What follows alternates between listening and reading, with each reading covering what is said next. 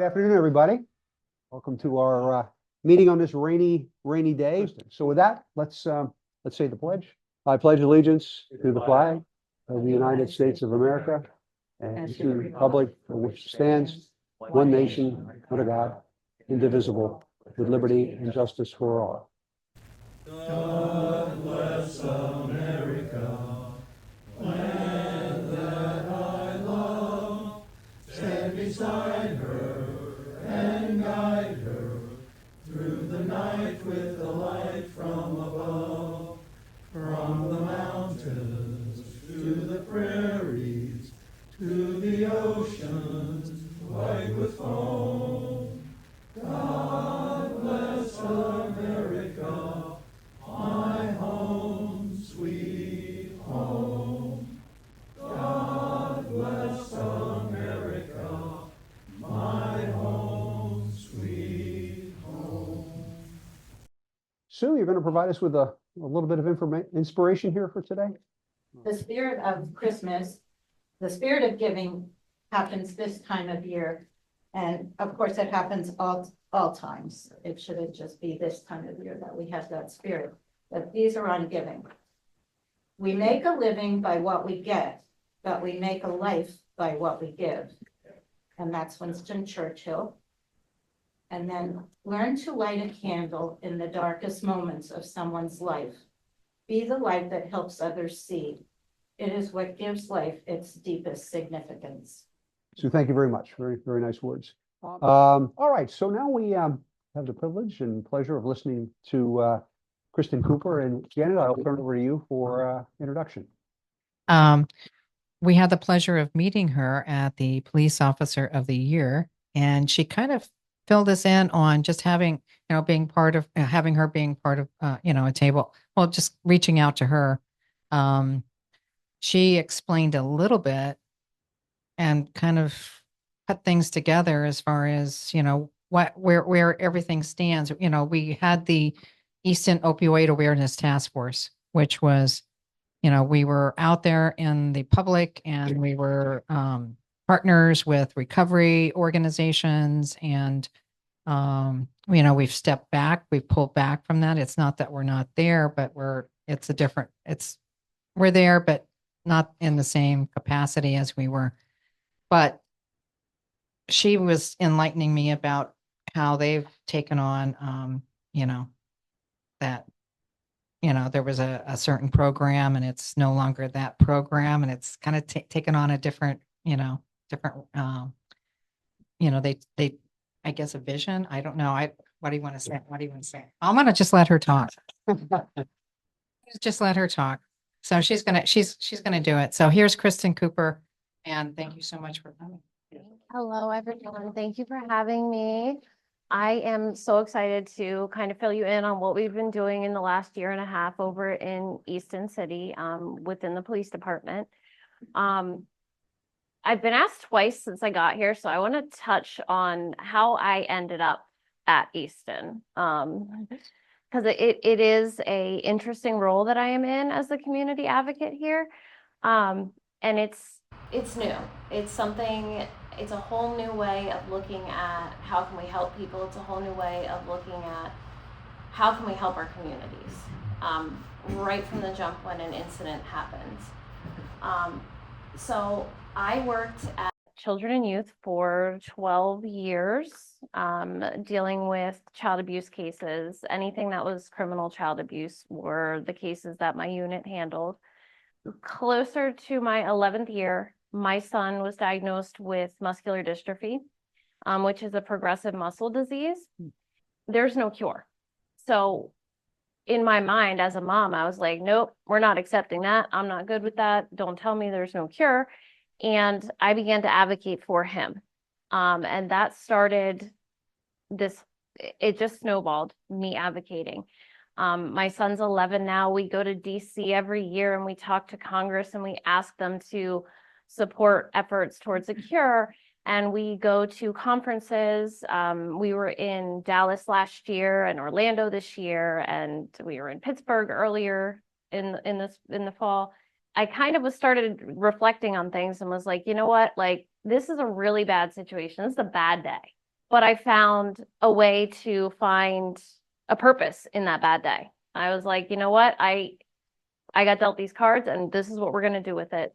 There's no cure. So we're going to fight it however else we can. That's how I kind of got into advocacy. And I started looking how I can advocate for people on a more meaningful level than what I was able to do in my role at Children and Youth. I saw that Easton Police posted a job talking about advocacy, and I met with them for the initial interview, and I said, you know what, I want to do this. I want to be your victim advocate, but I think I can do a lot more for the city. So I put together a proposal for the chief and for HR with the city and Louis Campos, and kind of said help people with social service needs in the city, get them directly connected without having to, you know, go to this person who then says go to this person, and down the line until 5 people later you finally get that person some help. So we decided that that was going to be kind of what we were going to go through with the program.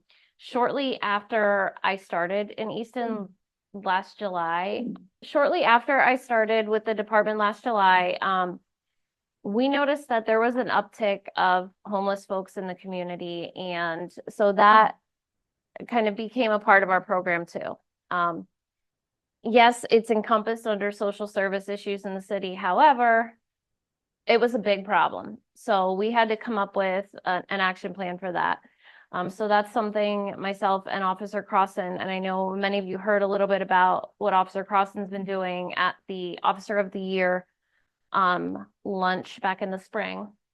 That's kind of how the Community Advocate Program with Easton Police was born. We look at it as 3 core components: victim advocacy, social service advocacy, and homeless advocacy. Because one of the problems, and I'll go more into this later, but one of the problems with any social service need and the homeless and their needs is everyone wants to do something to help them, but we have to work on empowering them to help themselves. We found a lot of people had no initiative to change their situation because they knew they could go here for this service, and they could go here for a phone, and they could go here on a Saturday for a meal, and they could go to this place for a meal. And when we kind of talked to them, we said, like, how can we help you get off, you know, out of this situation? There was a lot of folks that had absolutely no desire because all their needs were met in a way that worked for them, that they got comfortable with. So we kind of developed a way to combat that. So I'll get there. It breaks out to be about a third of the program works in each area based on the numbers. Last I checked, between Officer Crossan and myself, we have assessed and offered support or services on almost 1,200 referrals. So 1,200 police incidents where there was an underlying social need of crime victimization or a homeless individual. In the last year and a half, we have intervened and tried to offer services. And it breaks down to about, like I said, a third in each area that we've been able to interact and try to help. So for the victim advocacy part, that's honestly the easy part. I speak with victims after they're involved in a crime. There are many wonderful organizations, Crime Victims Council, Turning Point, that are available to help victims. However, they typically cannot have contact with the victim within that first 24 hours. And what we're seeing is that, especially in domestic violence cases, we're seeing that the crime occurs and the offender comes back with, we say the chocolate and the flowers, and I'm sorry, I love you, I didn't mean to do this. And within that first 24 to 48 hours, that offender's back in the home and has access again, and the cycle continues. And that's simply because the organizations that are helping victims of crimes, they don't have access to the victim immediately. Me being embedded in the department, I have access to the victims as soon as the crime occurs. In fact, when I was walking out the door, an officer notified me that he was going to be making an arrest this afternoon. He was going for a warrant. So when I leave here, I'm going to make contact with that victim right away. I'm going to let that victim know what services are available, what their rights are as a victim, and how we can help that person moving forward. I will go to court with people because a lot of folks believe that a court appearance looks like Law and Order. I did too years ago before I went into a courtroom for the first time. A lot of people think that court is speedy. None of that. None of that you see on TV is true. So to be able to meet with a victim prior to court and just explain, hey, this is what it's going to look like. And I will describe the whole room, and I will let them know the offender's going to be sitting here. They're going to stare you down. It's going to be uncomfortable. Just to walk them through all those things that happen that day. And these are things that the district attorney and the officers would love to have the time to do, but they just don't, due to the nature of their job. So being able to help in that way on days of court is awesome. The same thing with protection from abuse orders. I was so guilty of this when I worked at Children and Youth. I said, oh, just go get a PFA. Like it was, go to the store, get a gallon of milk. It is not that simple. So now that I know that, I'm helping to walk people through that, preparing them for court, letting them know, what's going to be asked of them more likely than not, so that they are prepared and that they're not thrown for a loop, and kind of the procedure of things. And then following up with them. A lot of times you'll see that when social services are provided to anyone for anything, there's okay, here's your service. Let me know if you need anything, and you'll never hear from me again. People really appreciate that call later down the line. Hey, I just want to check in on you, see how you're doing. How are things? Are things good? What can we help? Do you need anything else? What can we tweak? People really appreciate that. So we're doing that. And then the reason is our outcomes just in the last year and a half have been amazing, in all three things. Recidivism kind of in terms just refers to the repeat offenses and that rate. On most of the cases that we did victim advocacy on, 84% did not have additional calls for service for 90 days, at least 90 days. That was the window we looked at that we determined. 16% still did. I know we have some police officers in the room. I'm sure you guys can speak to when you go to a domestic, how often are you at that home? Couple times a month, maybe? I mean, it depends. So to me, that is huge that we are kind of stopping that right there and kind of making that impact so that not only do we help that individual, we're also lowering the call volume for the officers, and we're lowering the amount of times that they're involved in being in a risky situation, knocking on a door when there's a volatile, hostile situation happening. So it's really having a great impact. The other thing that is kind of like something that was noted within the department when I started, and I started speaking with officers, like, what would you like to see? A lot of them told me that they would go through all the steps that they had to go through to prosecute a criminal case, and the charges would be dropped, the victim wouldn't show up, the case would fall apart. All their work was just dismissed. So that was something that we really looked at too. So when it's possible and when it's appropriate, I'm speaking with the DA's office, partnering with them, the officer and the victim, to try and push these cases to make sure that they occur, and trying to figure out if there's any barriers to that court hearing happening and that victim appearing. How can we address those? And that's been pretty successful too. They'd still take a long time. The criminal cases that I've had with a victim that have closed and the criminal case has been resolved, 78% have ended in a plea agreement, 10% have gone into a rehabilitation disposition, and then only 12% have ended with charges being dismissed. I have no idea what that number was before we started doing this, but I would venture to say it was probably quite a bit more than that because we had victims not showing up and you can't move a case forward with them not appearing. So that rapport and relationship building is super important. Social service advocacy, we're helping people with aging needs, mental health, drug and alcohol, disabilities, really anything that is prompting them to call police that is not criminal, which there are millions of reasons people call police that not necessarily are criminal matters. So anytime that happens, the officers are going out on those calls, they're managing that call, they're clearing that call, and then they're telling me to take a look and see what I can do to resolve that issue.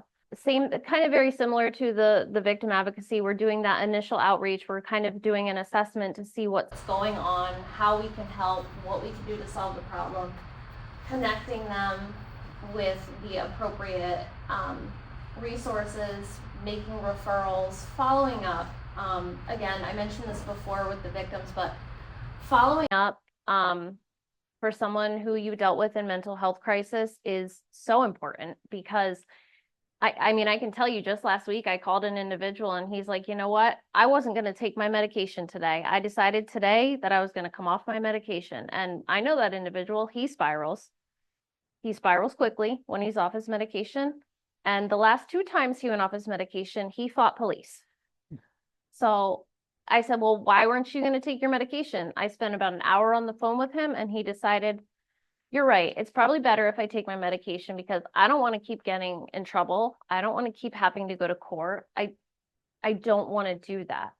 And just talking those things through. And again, these are things that I know the officers would like to be able to do. They just don't have the time. And that's where we're trying to kind of fill that gap. And the outcomes here, this is where we kind of look again at kind of call volume. The dark blue is going to be the average number of calls before my program intervened. So family issues, we have a lot of that. That's parenting, you know, that could be aging kind of concern. Before becoming involved with us, the average call volume was 4 calls within a 3-month period. After becoming involved with our program, we dropped down to 1 call in a 3-month period. Pretty much every area, the call volume dropped except for disability. And that in certain circumstances, that is almost unavoidable just simply because of the lack of available resources for some folks. Particularly in this area, what we're seeing is a lack of home health aides. We're having a lot of folks who have home health aid hours ordered, prescribed, paid for by insurance, but nobody to staff it. So that's kind of something that we're seeing, and that kind of explains why there was really no movement there.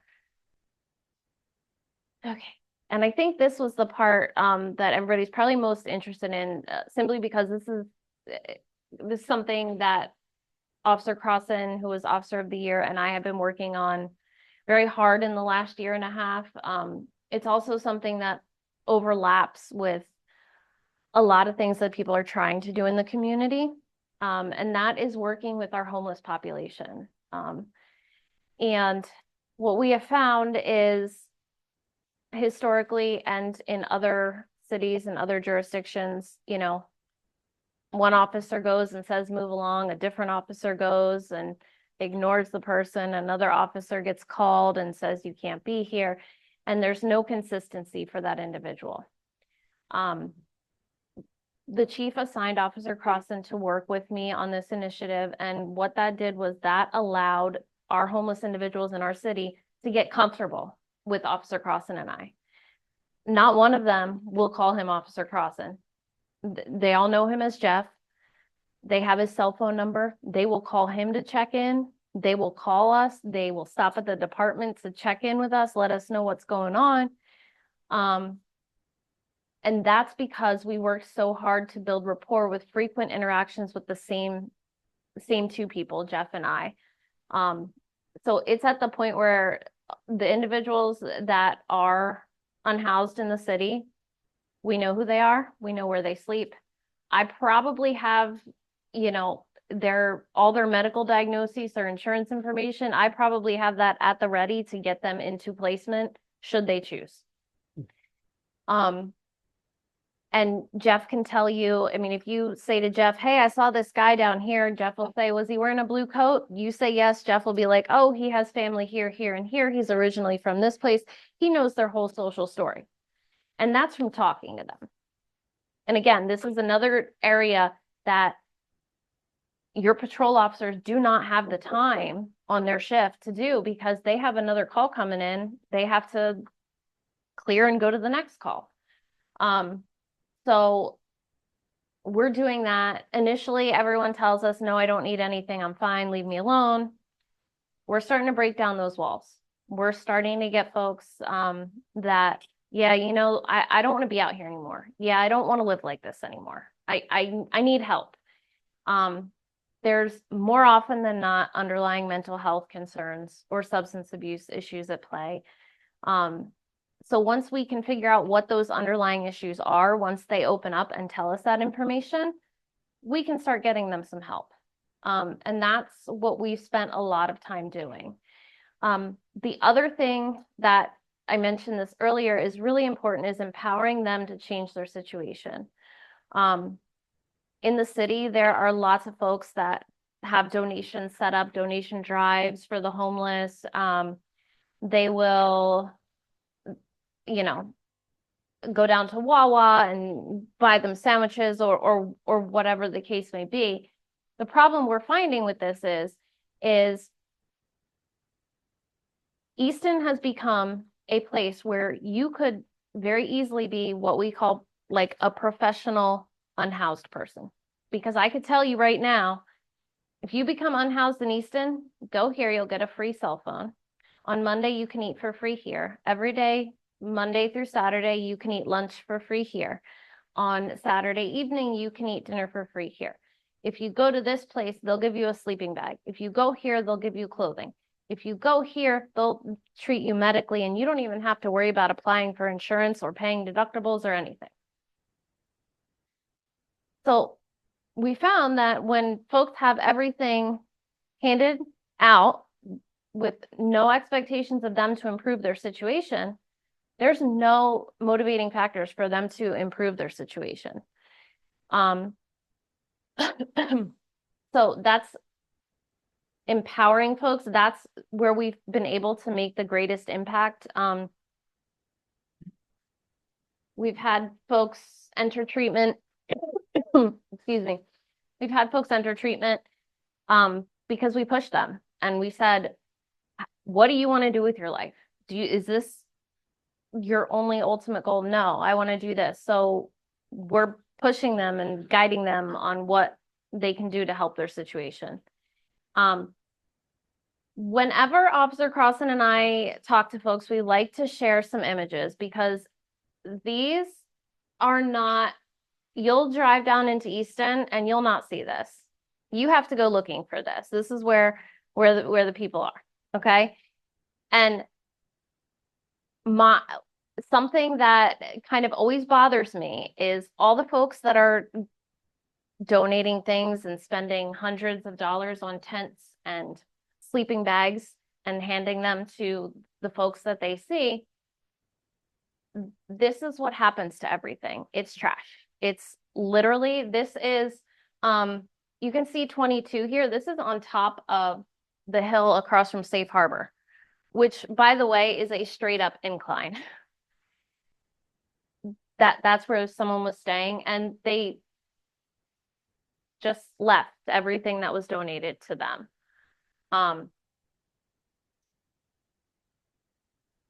This is along the river. These are kind of what their encampments are looking like. I I will tell you, I help out in Bethlehem City part-time, and some of their encampments actually have electrical cords like this plugged into buildings running to the encampments with heat inside. I don't know if anybody remembers, there was a fire at a homeless encampment last year in Bethlehem. They have heaters. I mean, whole cities set up.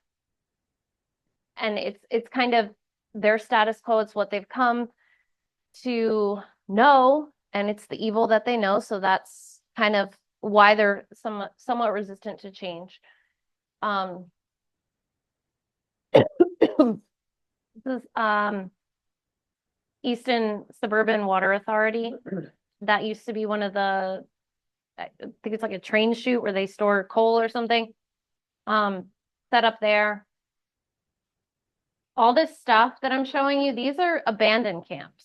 No one's there. And we know that because we go every single day and we try to talk to people that are there. We leave cards. We're checking them out different shifts. We're not making contact with anyone. Or in this picture, for example, there's another tent right by where I'm standing. And that person staying in that tent, we spoke with them and they said, oh, that's so-and-so stuff. They left. They went west. They went east. That other one was under the, this one right here is right under 22. The noise when we were up there, anytime a car went over and the guy was sleeping up there. So, I mean, the point with the pictures is I wouldn't want to live like that. That's not in my mind a humane way for anyone to live. So figuring out how to help people out of these situations by empowering them rather than continuing the problem by just giving them a new tent is kind of how we operate and what we're trying to do. Because like I said, it just ends up being trash. If you walk down the railroad tracks, just layers and layers of trash. Officer Crossan and I are working on trying to get it cleaned up because we have found that tent that was abandoned, if we don't take that down and get rid of it once we know it's abandoned, someone else will move in. So this is just some of the trash back in the city that we're working on slowly but surely trying to get cleaned up and try to get people into a more humane situation. To that end, we have had, when we first started, I want to say there were 176 people that we were able to identify that were sleeping outside in the city of Easton borders last July. We interacted with people. We went out and did outreach. We engaged community partners to come with us and do outreach every day. We dropped that number. I could tell you there are 13 individuals sleeping outside in Easton tonight. And of those 13, every single last one of them is sleeping outside tonight of their own choosing. They have either tried, refused help, or I mean, we have one individual, I put him into a shelter twice and he left because he didn't like the rules.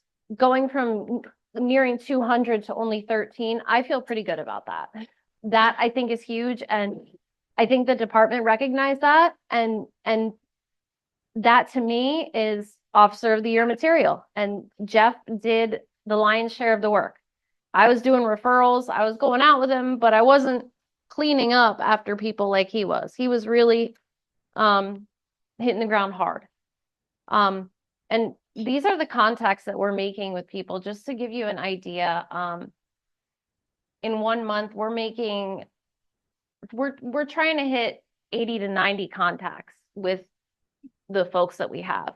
And thank God we do, because unfortunately, Officer Crossan found somebody who is not in good shape that would never have been found had he not gone where he went. We're finding a lot of the folks are on Megan's Law and they can't go into placement, or they have a warrant and that's why they won't go. So we're handling those, encouraging people to take care of those things. Of all those people that were homeless last year that are no longer homeless, 34% left the city. We don't know where they went. We're looking at that as they were probably transient to begin with. We haven't seen them. 16% we know went into treatment because we helped get them there. And what that looks like is Officer Crossan will drive them wherever they need to go. We've driven people to Lehighton, Allentown, wherever they need to go to get into treatment, we will get them there. 26% are housed. Whether that is with family, with friends, if they got on their feet and into their own housing, they're housed. They're not sleeping outside tonight.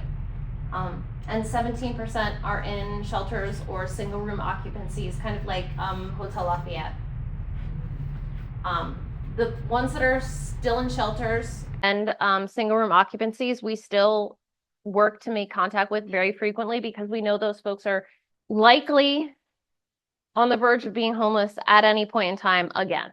So those are folks that we really try to closely monitor even after they technically aren't homeless anymore, because they're our higher risk kind of populations. And then in addition to kind of those three areas, I'm doing a couple other things. Handle with care notifications. I have a slide so I can explain that. Engaging our community partners, working with the different organizations that are available to provide services to folks, getting to know them so that an officer comes to me and says, hey, this individual has this problem.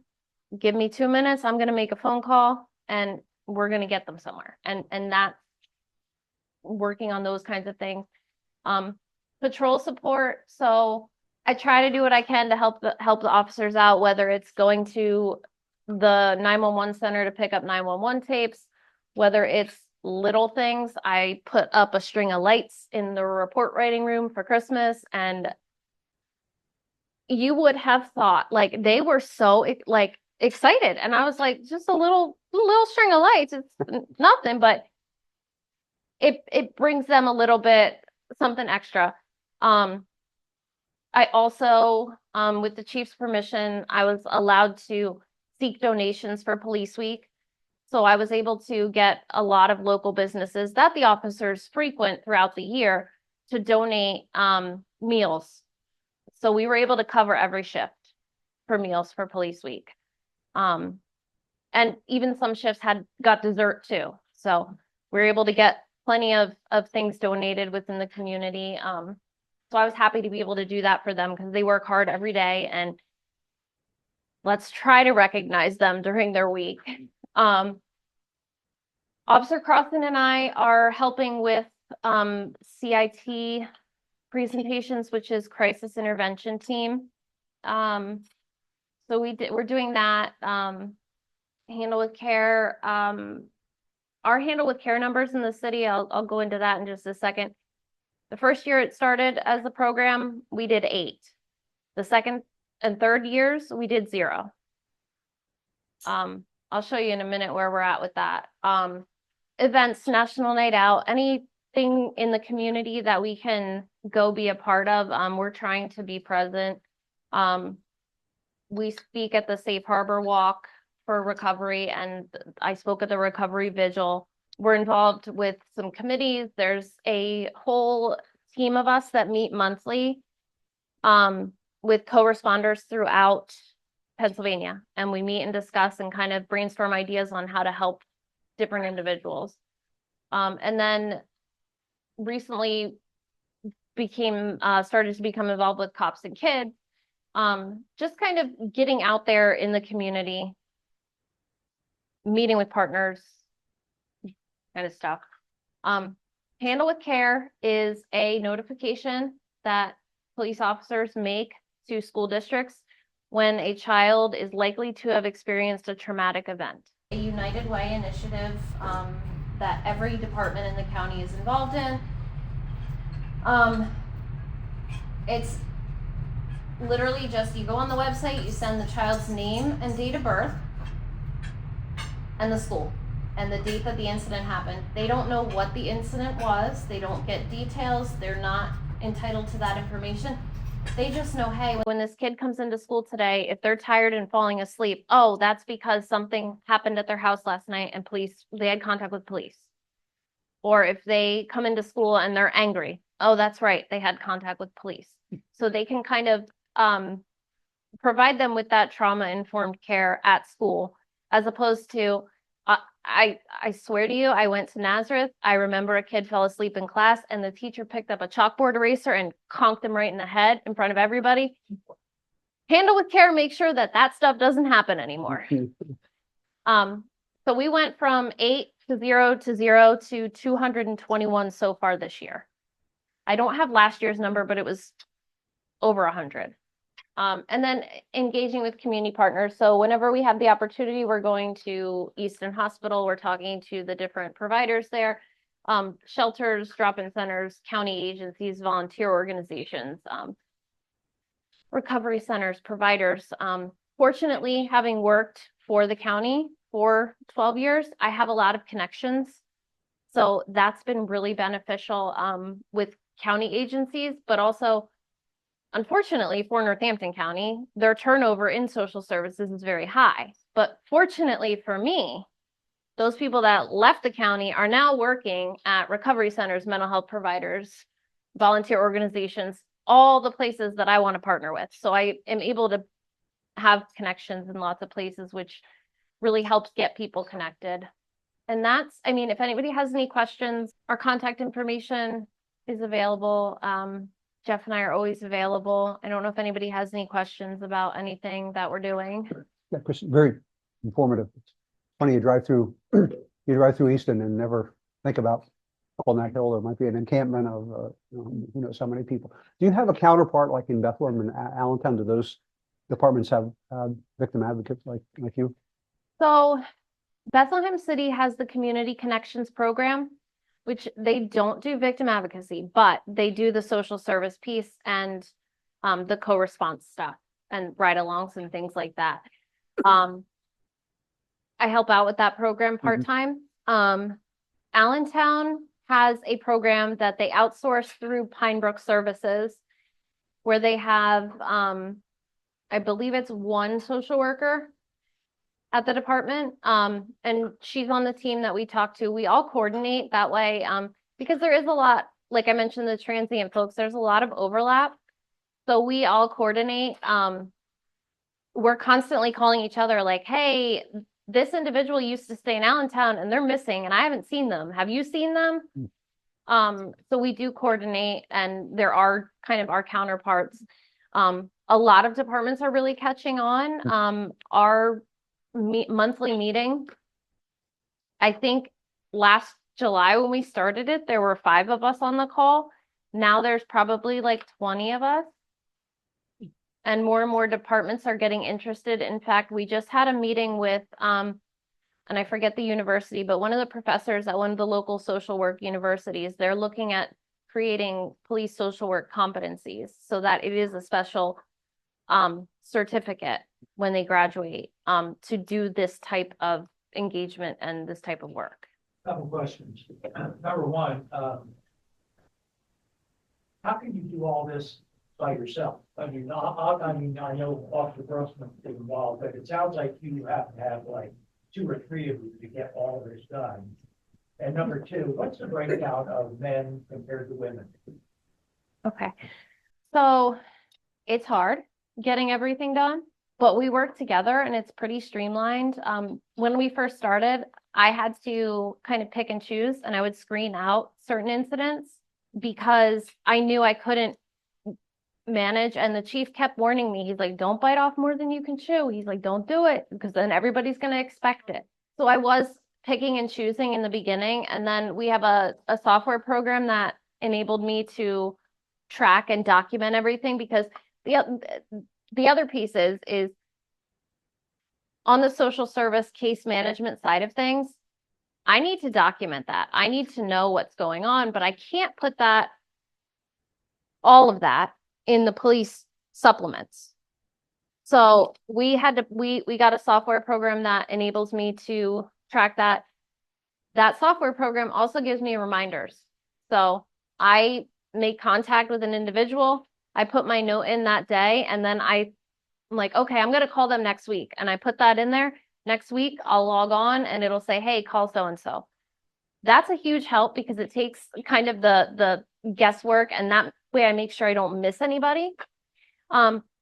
Also, like in the last year and a half, officers kind of have learned like what I ask them. So instead of their report just saying, refer to adult protection, their report now says he has food insecurity and he has trouble with mobility in his home and needs more support. Couple extra words in a sentence for him, but then I can make that report without having to go to that officer and say, well, why? Why do you want me to do this? What else? And the handle with cares too, that as long as they're putting the child's name in that report, I'm doing that for them and they don't have to do that. There's certain regulatory contexts that have to be made with crime victims. I'm doing that for them. So they've learned that as long as they do what they're supposed to do as far as making sure I have what I need information-wise, I'm taking something off their plate and we're working together towards kind of like the common goal. It is a lot of multitasking. Some days are busier than others. There's the kind of the unknown piece every day when I walk in. Yesterday, I in fact got a call from Palmer Police Department asking me for help with a situation. They don't have someone like me. I did go out, I helped them, and then that followed up with 3 more phone calls from different officers at Palmer saying, how can we do this next time without having to bother you? And I said, I am happy to help point you guys in the right direction on things you can do. But I'm not going to tell someone I'm not going to help them. I won't do that. So, but to that end, it's busy and it's just a lot of kind of figuring out what goes where, putting the pieces together and prioritizing. But eventually, if we keep having such an impact, we're going to need more. And those kind of talks are in the works as far as what we can do, whether it's interns or volunteers or things like that. I think they're potentially trying to maybe get another community officer like Officer Crossan too. So Male, female.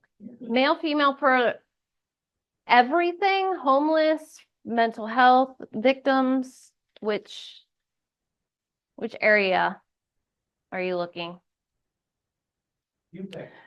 So, I mean, for the homeless, so we have 13. Right now we have 2 females out of the 13, and that's probably about standard. Are they with a male? Yes, but they change. 1 week she's with this one week she's it. And that's why having the rapport with them, we're able to figure it out, and they give us this information. Because we'll notice like one individual has this color bag and it's by this tent always, and then all of a sudden that bag's not at that tent and it's by that tent, and we're like, And then, somebody who has a good rapport with us and likes to gossip and be nosy neighbor will be like, hey, did you hear that she's with him now? It's like, we don't need to know all that, but They don't call for PFAs. no, they all look after each other. I mean, to that end, I have to say, for the most part, they look after each other. As far as domestic violence, predominantly male. But I actually had court yesterday for a male as a victim on a domestic violence case. I would say that's less than 5%, the opposite way. Mental health, substance abuse, that I think that's pretty close to 50-50. I mean, that's pretty close to 50-50 easy. You ever go out with the officers, or are you strictly in an office and then respond afterwards? So I do co-respond. So I have a radio in my office, and if it is a mental health call and I can get there and I'm not like dead in the middle of something, I will go with them. If I can't necessarily go with the initial responding officers, because I don't want to delay them responding to that call. If I can't get there with them right away, someone else will bring me after, or I'll head over there after. When I go out with officers, I do have to wear different gear. I have to wear a vest, just because, like we had talked about earlier, policing is different now. Like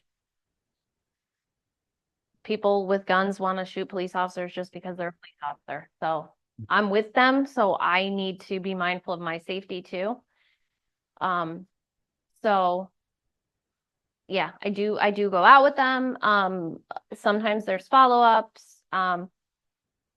Sometimes there's situations where they're out on a situation and they're like, whoa, we need some more help. And then they'll call me and I'll come out. Well, Chris, oh, I'm sorry, we'll do one more question. Are you with the police department or you're with a facility of your own, or how does that work? So I am an employee of the police department. I'm an administrative civilian employee of the police department. And I am embedded in patrol. So patrol sergeant's office is here, patrol lieutenant is here. I'm here. The officers and their muster room and their report writing room and the lunchroom is all right here. So they literally take 5 steps around the corner and say, hey, what do you think about this? And I'm like, whoa. And they're doing that more now. Well, Kristen, thank you so much for sharing. No, you're doing great Thanks for work, and having we me. so appreciate you taking time to come and talk with us. Thanks for having me. I'll give you a very little token of our appreciation, just because it was a leftover candy bar from Veterans Day. But